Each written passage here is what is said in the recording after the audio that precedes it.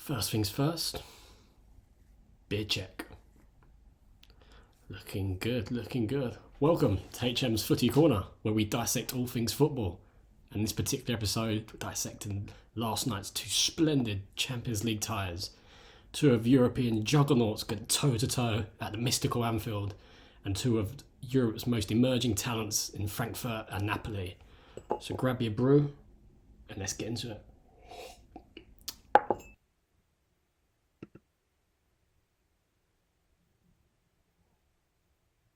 There's only one way we can begin this. Liverpool versus Real Madrid. Two absolute titans of European football. And there's not many fixtures that have such grandeur, such tradition. But this one is certainly one of them. And what a stadium we should witness this from. Anfield under the floodlights. All the recipe for a great, great game. And it was. An occasion like this, form can go out the window, or can it?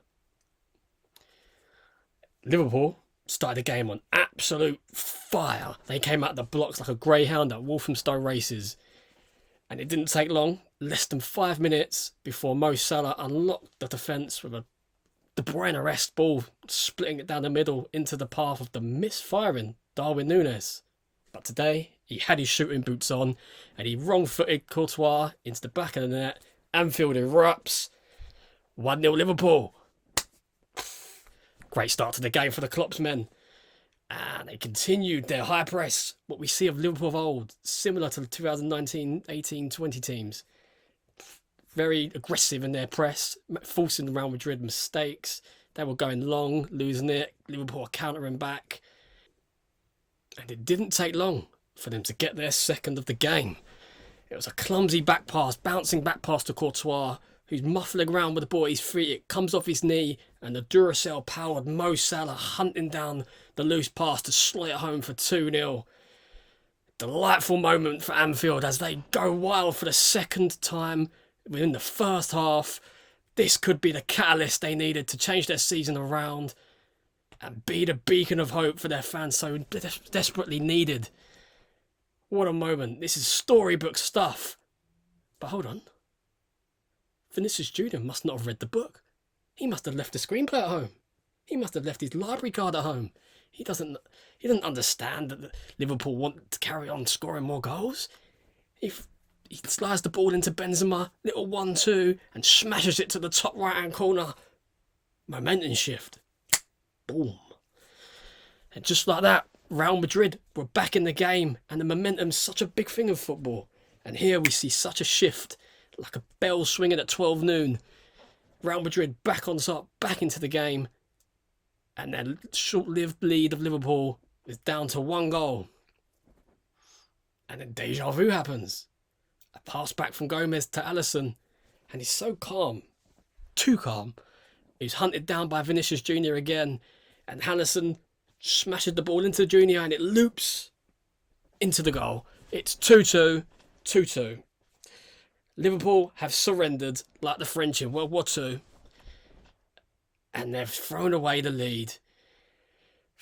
There's some things to say about Real Madrid. In ties like this, in European ties like this especially, they just don't know when they're beaten, and they truly are a European royalty to in a sense. They just don't know when they're beat. And they've come back 2-2, half-time tea talks, all changed now. And the second half is nothing but Real Madrid's. The capitulation of the Liverpool Football Club happens just in the 47th minute with an absolute bullet header from Militao. He makes it 3-2, and the game here is well and truly done. It's only one goal in it, but the tide of the tie is gone. It's gone. We've seen throughout the season Liverpool have folded like this before, and they did again. And the brilliance of Real Madrid came out to play here. And it didn't take long for their main man Benzema to spark his way into the game. He came up with 2 more goals to secure the 5-2 victory for Real Madrid away at Anfield.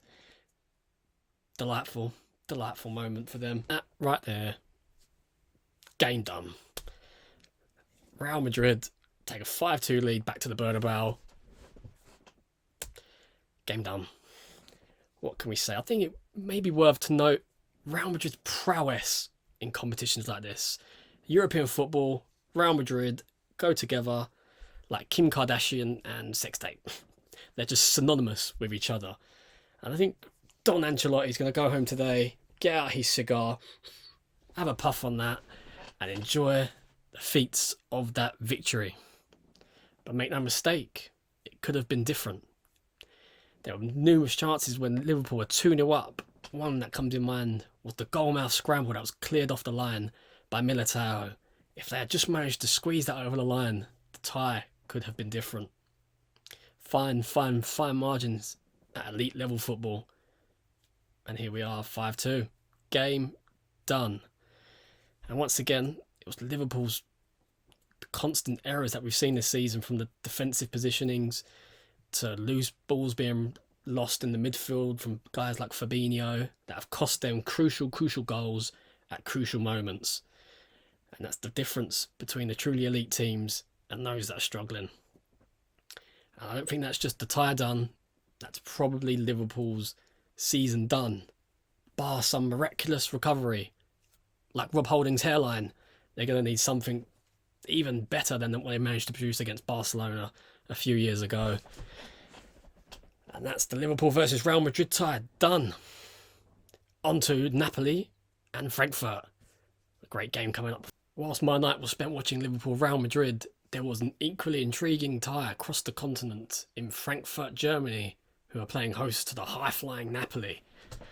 And what an intriguing tie they had on the cards there. Frankfurt, a team who have surprised European football the last few seasons, earning themselves a Europa League crown and a place in Europe's elite competition this year, up against Napoli, who are probably one of the most informed teams in world football at the moment. They're nailing the Serie A, they've put impressive displays in the group stages, and they've secured themselves a last 16 tie in Germany, out against Frankfurt.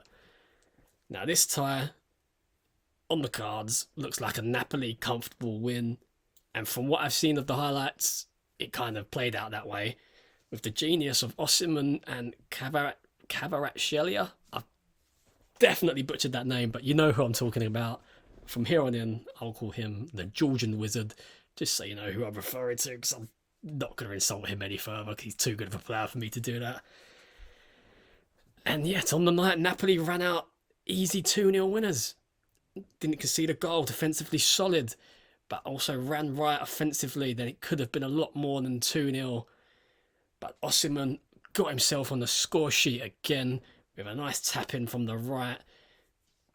That guy is on absolute flames. He's echoing prime Didier Drogba. He's got everything you want in an elite level striker. Tall, powerful, fast, can finish, can head. How do you stop a guy like that? And then he's back up. He has the Georgian Wizard. A guy who kind of reminds me of Jack Grealish, but has better end product. He's notched, I think, 12 goals and around 10 assists already this season. But the way they both have similar attributes, and they both have similar way of playing the game. They wear their shin pads the same. They kind of run in the same motion. Their ball control skills are elite. The way they can manipulate situations. And for the second Napoli goal, the Georgian Wizard was absolutely instrumental. It was a dazzling little run. He had 2-1-2s with his midfielders. He got to the right-hand side of the box and a cheeky little back heel into the path of Di Lorenzo, who curled it into the back of the net. It was stupendous, as Chris Eubank loves to say. Yeah, it was a great game for the Napoli fans. They've gone 2-0 up to take back to Italy. But the way these guys play the game, I think they could be favourites for the whole thing. The whole thing, they could beat anyone. On their day, they could beat anyone. We've seen how they dismantled Liverpool earlier in the season, 4-1, I believe. And if they've got these kind of performers in the locker away from home as well, then they're going to take some stopping. It's going to take a lot to stop them. Maybe a miraculous Madrid performance again in a semi-final or a final. I truly believe Napoli can go all the way. And if I was a betting man, which I am, I may have a little tinker on Napoli to secure it. But they have to keep Osimhen and the Georgian Wizard fit. And these are going to be two of the highest top list players in the summer transfer window. I would believe it's going to be huge sums of money involved, probably 100 mil a piece. And I think on current form, they probably walk into almost every team in world football right now. And that's no mean feat to say. I'll definitely take them at Manchester United for sure. Yeah. And that's the Napoli tie. Not too much to say. It was a pretty straightforward win for them. And it was two great games on the night. Let's hope on Wednesday we get two other crackers with Leipzig hosting Manchester City. And I believe it's Inter Milan versus Porto. Two great European sides also. So that's me done for the Tuesday Champions League last 16 roundup. Like, subscribe. I'll see you tomorrow. Good day.